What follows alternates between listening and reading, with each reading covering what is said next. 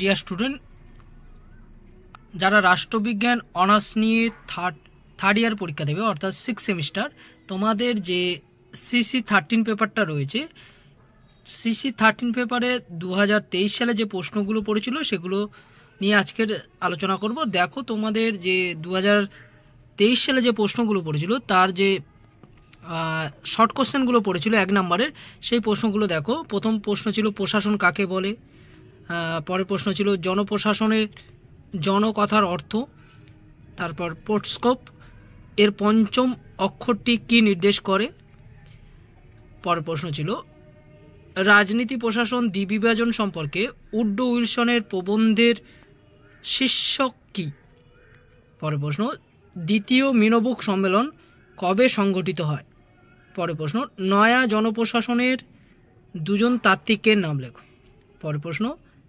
বিকেন্দ্রীকরণের দুটি সুবিধা কি কি, নেক্সট প্রশ্ন বৈদ্যুতিন প্রশাসনে G2B'র অর্থ কি, পরের প্রশ্ন প্রশাসনিক ব্যবস্থাপনায় PPP বলতে কি বোঝানো হয়, নেক্সট প্রশ্ন ওয়েবারের ধারণায় আইনি যুক্তিনিষ্ঠ কর্তৃত্ব কি, নেক্সট প্রশ্ন অপ্রাতিষ্ঠানিক যোগাযোগের যে কোনো দুটি উদাহরণ দাও, পরের প্রশ্ন সাইমনের সিদ্ধান্ত গ্রহণ তত্ত্বের দুটি পর্যায় উল্লেখ করো, পরের প্রশ্ন দি ইকোলজি অফ পাবলিক অ্যাডমিনিস্ট্রেশনের লেখক কে, পরের প্রশ্ন প্রশাসনে নিয়ন্ত্রণ জরুরি কেন, পরের প্রশ্ন public administration from government to governance কার লেখা।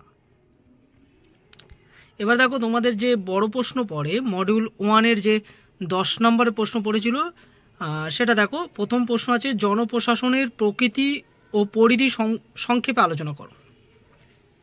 সেকেন্ড প্রশ্ন ভারতের পটভূমিতে উন্নয়ন প্রশাসনের গুরুত্ব ব্যাখ্যা করো। এবার দেখো, তোমাদের যে মডিউল 1-এর যে বড় প্রশ্ন ছিল 15 নম্বরের ফার্স্ট প্রশ্ন ছিল তুলনামূলক জনপ্রশাসনে তুলনার গুরুত্ব কি, তুলনামূলক জনপ্রশাসনের বৈশিষ্ট্য আলোচনা করো। পরের প্রশ্ন তুমি কি মনে করো বিশ্বায়ন, উদারীকরণ ও বেসরকারীকরণ জনপ্রশাসনের চরিত্র বদলে দিচ্ছে, উত্তরের সপক্ষে যুক্তি দাও।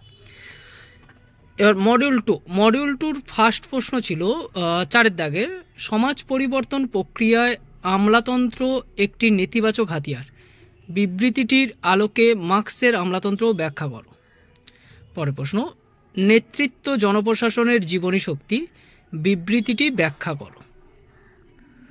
পরের প্রশ্ন তোমাদের হচ্ছে মডিউল 2-র যে 5-এর দাগের প্রশ্ন সিদ্ধান্ত গ্রহণ বলতে কি বোঝো, জনপ্রশাসনে কি সিদ্ধান্ত গ্রহণ অপরিহার্য, যুক্তিসহ আলোচনা করো। পরের প্রশ্ন জননীতির গুরুত্ব কি, জননীতি বাস্তবায়ন কিভাবে হয়। এই ছিল তোমাদের বড় প্রশ্ন। এর ইংলিশ ভার্সানটা আমি দেখাচ্ছি, তোমাদের যার যার লাগবে দেখে নাও। আর একটা বিষয় বলে রাখি, আমার চ্যানেলে কিন্তু তোমাদের প্রিভিয়াস ইয়ারের সমস্ত প্রশ্ন কিন্তু আছে, তোমরা প্লে লিস্ট থেকে গিয়েছে প্রশ্নগুলো তোমরা একবার দেখে নাও, তোমাদের কাজে লাগবে।